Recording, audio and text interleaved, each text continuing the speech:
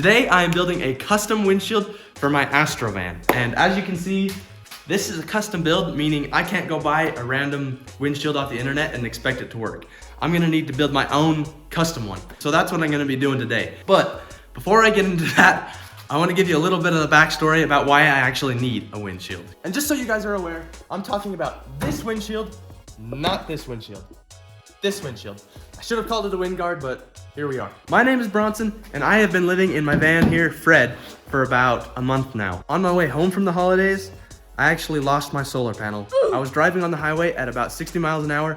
The wind got underneath it, and it ripped the frame where it was bolted down, and the solar panel went flying, hit the road, and ruined it. Here's the old solar panel. As you can see, it is completely shattered and unfixable. And here's the new solar panel. So I'm gonna go ahead and throw this solar panel up there real quick. Kaboom. All right, this bad boy is on.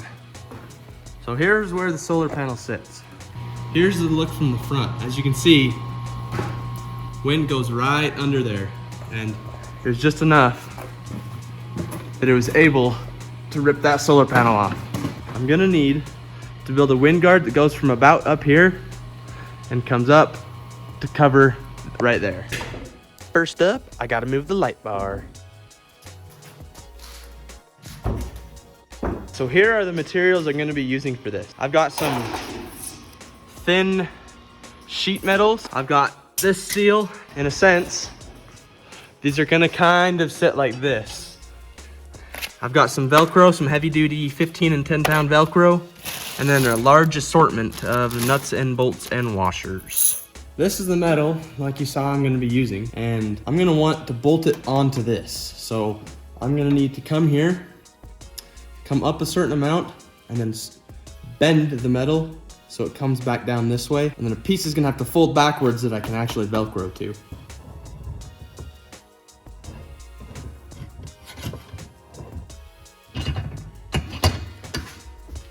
Just like that, nice and tight, and just kind of bend it over. As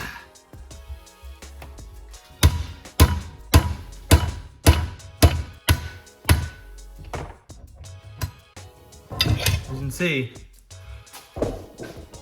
there we have it. Nice bent piece, and I'll go put it up there and probably have to bend it a few more times. It's gonna fit just about like that.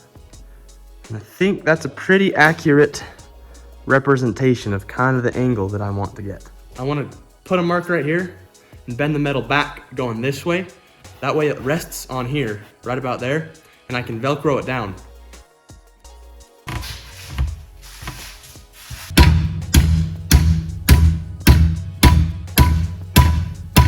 That is gonna work. Let's go test it out.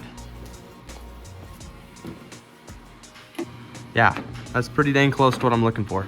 That steel plate, once I cut it to the right size, going across the front of this, and it'll kind of just create a nice shield from the wind. But I want probably 4 of these things. That way it's pretty sturdy. So I'm gonna go ahead and make 3 more, and then I'll get right back to it and show you guys what I'm gonna do next. So I decided to go with 3 brackets since that's kind of all the metal I have. But as you can see, I think it's gonna work pretty good. With the brackets made, I began measuring and marking out the sheet metal for the shape I wanted the windshield to actually be. Theoretically, that shape, once I cut it out, should fit up there. Theoretically. With my shape drawn up, the only thing left to do was to jump right in and start the oh so fun process of using an angle grinder to slowly cut out the shape that I wanted. And trust me, it is not as fun as the sparks look.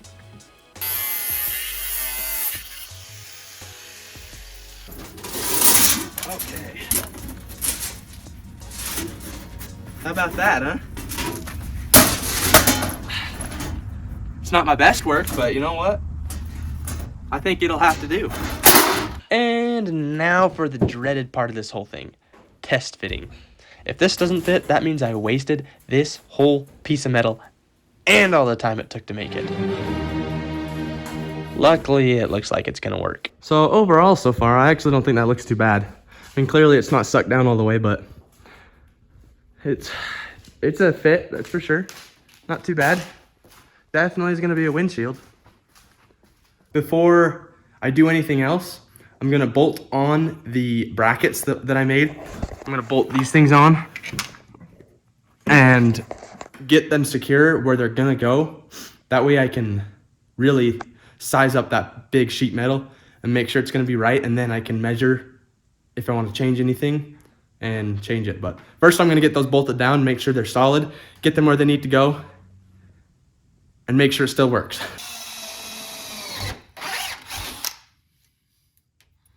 Now comes the real test, making sure if it actually works.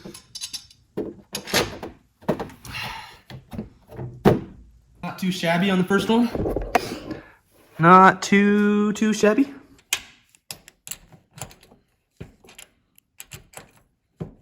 All right, got them all bolted on. Looking pretty fresh. Not too shabby. And now I'm gonna drill some holes in that bad boy.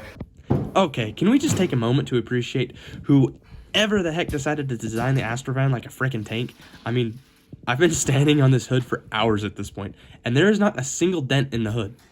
At this point, I've got some holes drilled, as you can see, and I'm gonna test fit the sheet metal with it bolted down to see where I need to bend it. That way it can actually fit the curve of the van. There is a semi-finished product. It's not finished by any means, but it's taking shape, right? It's taking shape. So to get the bend, I started out with clamping down the sheet metal and leaving a section exposed where I wanted to bend it. This created the perfect way to be able to flex and warp and do whatever I needed to actually get the perfect shape to match my van. And I realized sometimes you just need a big ol' hammer to make stuff work. This metal is certainly not very bendy, so it took a lot of manipulation to make this sucker work. Eventually, after a lump sum of headache and a lot of help from my dad, we got the shield bent, and it was really starting to feel like it was actually coming together and taking shape. Thank God.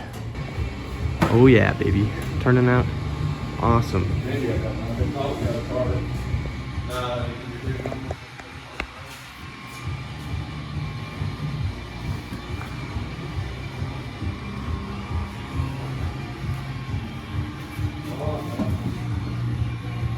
Perfectly protects the solar panel. Sweet. It's time for some paint. For this, I'm using some sexy outdoor rated black paint that matches most of the other black paint that I've already got on Fred. I'm making sure that I'm also putting multiple layers of paint. That way it stays painted for a long time, because I certainly do not want to do this again. All right, so at this point, I have got the back side of this painted up and some of these brackets going. With the help of my dad, I was able to get those bent, get them fitted right, and you know what? It's looking pretty good. I didn't really plan this all out super good, believe it or not. So now that these are painted on this side, I'm gonna flip them over, get them painted on the other side, and then let them dry overnight, and I'll come back in the morning to install it up on top of the van.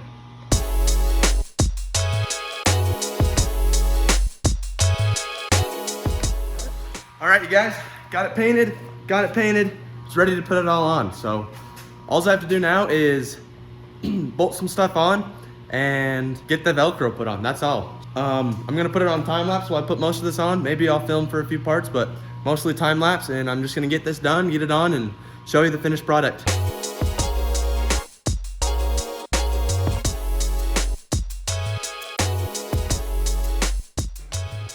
All right, there we go. I need to still put the Velcro on, but that's about where it's gonna sit. As you can see, those are all touching the ground right here. But the bolts are in, they just need to be tightened. I don't have any nuts on them yet. But yeah, I mean, not too shabby, huh?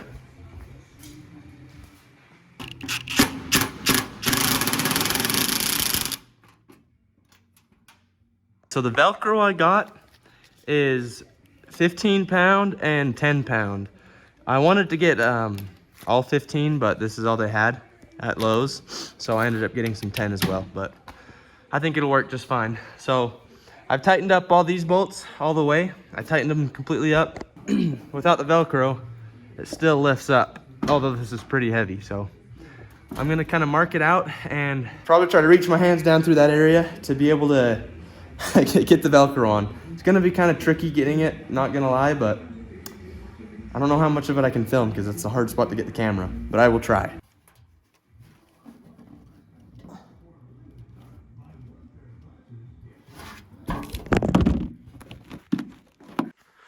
All right, you guys, after some heartache, some headache, and a lot of adjustments, it is on.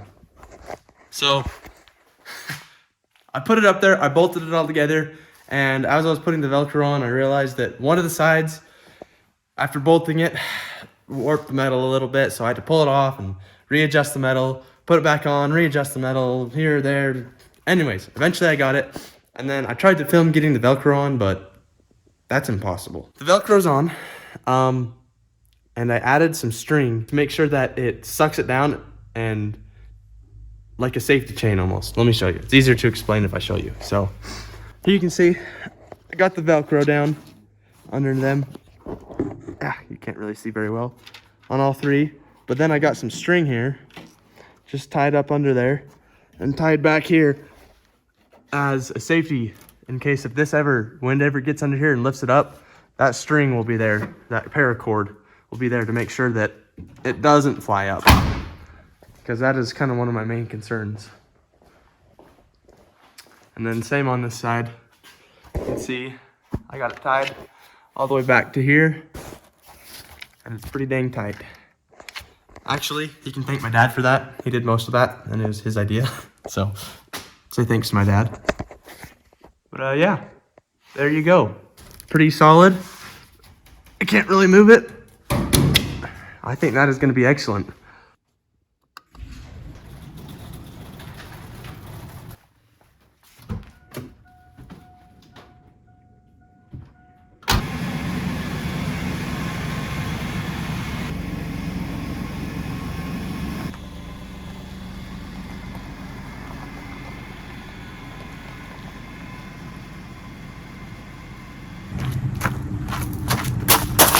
Windshield.